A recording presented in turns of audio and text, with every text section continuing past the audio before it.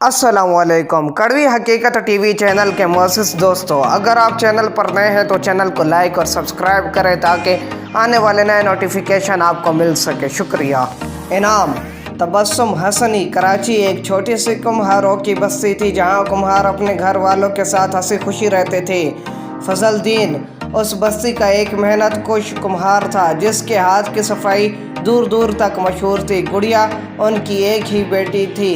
گڑیا صبح سویرے اٹھ کر گھر کے کام میں ماں کا ہاتھ بٹاتی، پھر اسکول چلی جاتی۔ اسکول کے بعد وہ اور اس کی سہیلیاں خوب کھیلتی۔ میرے ابا مجھے مٹی کے برتن بنانا سکھائیں گے، پھر میں جب سیکھ جاؤں گی اپنے لیے بہت سارے برتن بناؤں گی۔ گڑیا کی سہیلی نے اسکول سے واپسی پر راستے میں کہا، ہم بھی اپنے ابا سے سیکھیں گے۔ ان کے ساتھ چلتی دوسری لڑکیوں نے بھی کہا۔ گڑیا نے گھر آ کر بستہ رکھا اور فضل الدین کے سامنے بیٹھ گئی۔ فضل الدین کوئی لوک گیت گاتے ہوئے کام کر رہا تھا۔ گڑیا خاموشی سے ان کے ہاتھوں کی کاریگری دیکھنے لگی۔ جب مٹی کی سراہی تیار ہو گئی تو فضل الدین نے اسے ایک طرف رکھ دیا۔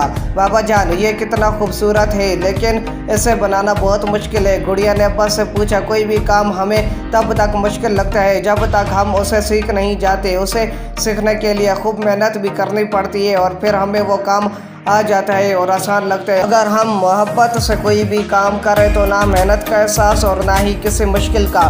فضل الدین نے گڑیا سے کہا۔ گڑیا کو اس کام میں دلچسپی نہ تھی، مگر باپ کو کام کرتے دیکھ کر اسے مزہ آ رہا تھا۔ کچھ دن بعد اسکول میں ایک دلچسپ مقابلے کا اعلان ہوا۔ چونکہ یہ کمہاروں کی بستی کا اسکول تھا، اس لیے مقابلے میں مٹی سے اشیاء بنا کر لانی تھی۔ ایک ہفتے بعد یہ مقابلہ رکھا گیا تھا۔ بابا جان، اگلے ہفتے اسکول میں مقابلہ ہے اور مجھے آپ سے یہ کام سیکھنا ہے تاکہ میں بھی مقابلے میں حصہ لے سکوں۔ گڑیا نے گھر میں داخل ہوتے ہی فضل الدین سے کہا، کیوں نہیں، اپنی گڑیا کو ضرور سکھاؤں گا۔ فضل الدین نے پیار سے کہا، کوئی بھی کام مضبوط ارادے کے علاوہ سخت محنت بھی مانگتا ہے۔ اگر تمہارے پاس یہ دونوں ہیں تو پھر کوئی بھی تمہیں کامیاب ہونے سے نہیں روک سکتا۔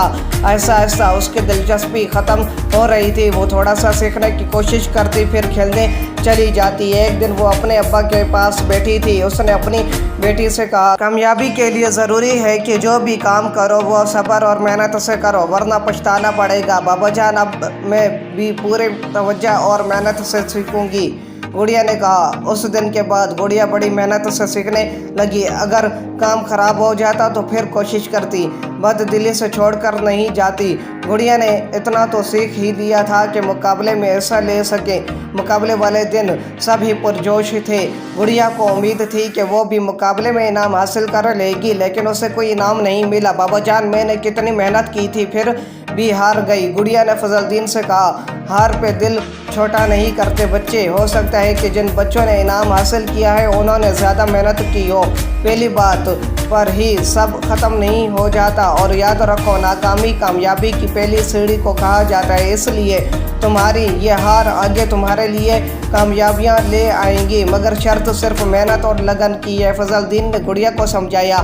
اس دن کے بعد گڑیا اسکول اور کھیل کے ساتھ ساتھ پھر سے مٹی کی چیزیں بنانے لگی۔ کمہاروں کی بستی کا یہ اسکول صرف 5ویں جماعت تک تھا، اس کے بعد پڑھنے کے لیے شہر جانا پڑتا تھا۔ اسکول کے ہیڈ ماسٹر نے سوچا اسی طرح کا ایک مقابلہ بڑے پیمانے پر رکھا جائے، اہم تعلیمی افسران کو مدعو کیا جائے تاکہ وہ بچوں کی قابلیت پر ان کی حوصلہ افزائی کرے اور اسکول کی مزید جماعتوں کی منظوری بھی دے دے۔ 3 ماہ بعد اسکول کے سامنے بڑا سا پنڈال سجایا گیا تھا۔ پنڈال لوگوں سے بھرا ہوا تھا۔ اسٹیج پر مہمان بیٹھے تھے۔ مقابلے میں حصہ لینے والے بچوں کے بنائے ہوئے شاہکار بڑی سی میز پر سجائے گئے تھے۔ مہمانان گرامی کی حوصلہ افزا تقاریر کے بعد انعامات کی تقسیم کا سلسلہ شروع ہوا۔ گڑیا کو جیت کی امید تو تھی، مگر ہار کا خوف بھی تھا۔ پہلے تیسرے انعام یافتہ کا نام پکارا گیا، پھر دوسرے اور آخر میں پہلے انعام یافتہ کا نام پکارا گیا۔ گڑیا کی جیت کی آس ٹوٹ گئی تھی، مگر اس نے اپنا حوصلہ ٹوٹنے نہیں دیا۔ فضل الدین نے غور سے گڑیا کو دیکھا، کہیں ہار پر وہ دکھی تو نہیں ہو رہی؟ کوئی بات نہیں بابا جان، ہار پر سب ختم تو نہیں ہو جاتا، اگلی بار پھر کوشش کر لوں گی۔ تینوں انعام یافتہ بچوں کو انعام دیا جا چکا تھا۔ اصولاً تو انعامات کی تقسیم 3 درجوں میں کی جاتی ہے، مگر ہم نے سب سے خاص اور بہترین شاہکار کے لیے الگ سے انعام کا فیصلہ کیا ہے۔ ہیڈ ماسٹر نے یہ خبر سنا کر بچوں میں जैसे जोश सा भर दिया और इनाम दिया जाता है। उन्होंने थोड़ा वक्फा किया जिससे सारे पंडाल में तजस्सुस फैल गया। गुड़िया फजलदीन। हेडमास्टर ने मुस्कुराते हुए गुड़िया का नाम पुकारा जो बेयकीनी से स्टेज की तरफ देख रही थी। फिर गुड़िया दौड़ती हुई स्टेज पर अपना इनाम लेने गई। पूरा पंडाल तालियों से गूंज उठा था। बाबा जान, मैं जीत गई। गुड़िया ने ट्रॉफी लहराते हुए फजलदीन से कहा, हाँ गुड़िया, तुम्हारी मेहनत और हौसला जीत गया। फजलदीन गुड़िया को देखकर मुस्कुरा दिया।